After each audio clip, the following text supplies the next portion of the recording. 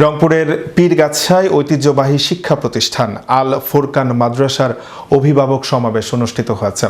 বৃহস্পতিবার সকাল 11টায় উপজেলার কদমতলা বাজার মাদ্রাসা প্রাঙ্গণে এ সমাবেশ অনুষ্ঠিত হয়। মাদ্রাসার অধ্যক্ষ মোস্তাক আহমেদের সভাপতিত্বে ও সহকারী শিক্ষক জিলুর রহমানের পরিচালনায় এতে প্রধান অতিথি হিসেবে বক্তব্য দেন তাম্বুলপুর ইউনিয়ন পরিষদের চেয়ারম্যান বজলুর রশিদ মুকুল।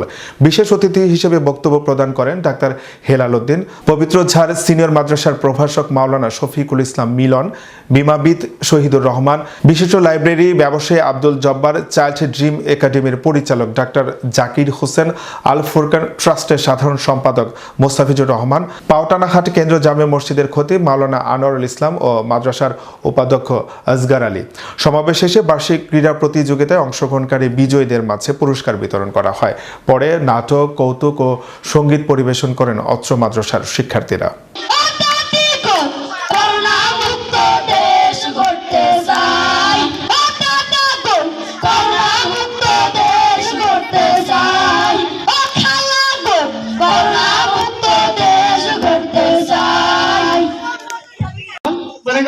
লম্বা একটা লাল দিবা, পিছনে লম্বা একটা লেজ, অনেকগুলা কাটা কাটা কাটা কাটা কাটা কাটা কুমির হয়।